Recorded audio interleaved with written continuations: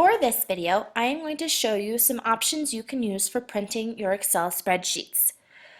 For this video, to save time, I have added random letters or numbers to my spreadsheet to model having additional information in the spreadsheet. So for today, let's pretend that we only need to print the class test scores that are shown and not the additional information. To start, we would go to File, Print.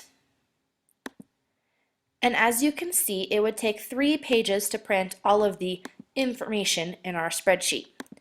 If we only need the class test information, one option is to choose to print from page 1 to page 1. And as you can see, only the first page is printing. You could easily put page 2 or page 3 depending on where the information you needed was at. Another option is if you need the entire spreadsheet and you only want it to print on one page, you can choose to use scaling and fit it to 1 page wide by 1 page tall. You could also change these numbers as well, making it 2 pages, 3 pages, whatever you needed. As you can see, it has shrunk all of the information so that it fits on 1 page. What might be useful in this situation is to change the page setup so that the paper was in landscape orientation rather than portrait.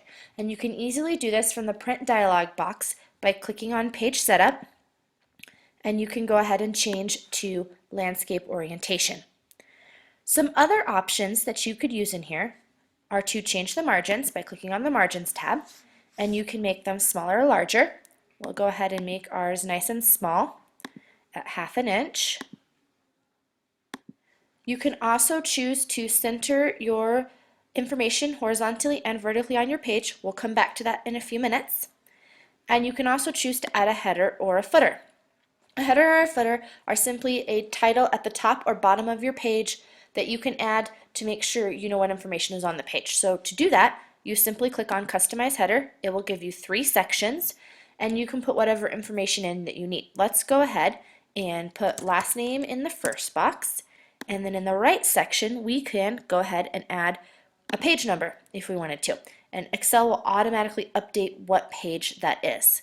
You can then say OK, and then say OK again, and you'll go back to your print dialog page. As you can see, the paper has turned to landscape orientation. The margins are much thinner, and if you look very closely, you can just barely see our header and footer. But as you can also see now, my table is covering my header and footer, so I will go back into page setup, and instead of making those margins smaller, I'm going to make them larger. I'm actually going to go up to 1.5 inches so that we can clearly see that header and footer. Go ahead and say OK. It'll take me back to the print dialog box again, and as you can see now, you can just barely see that header and footer.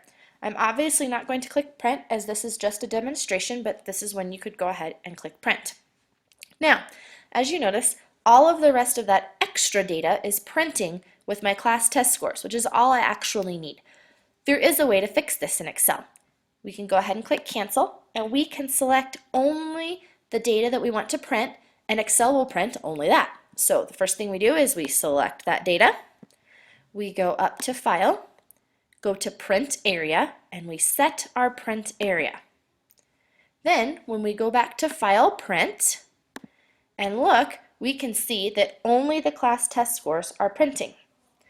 Now we might want to go back into page setup again, and this is the point at which we might want to horizontally and vertically center our data on our page. If we say OK again, you can see that the selected data that we set in our spreadsheet is now centered on our piece of paper.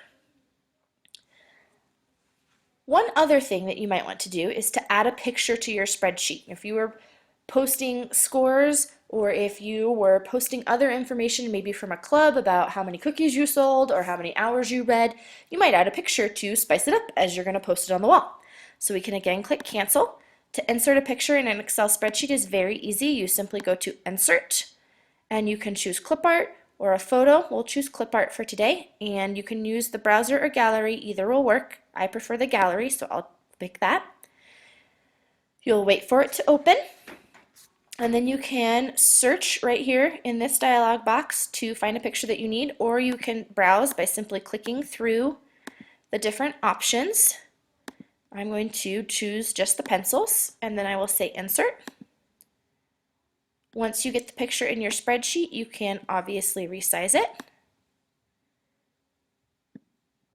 I'm going to make mine very nice and small, and I'm actually going to increase the size of my title so that I can fit my picture of pencils into my title cell. Okay, now when I go back to File, Print, you will see that my pencils are included in my printing.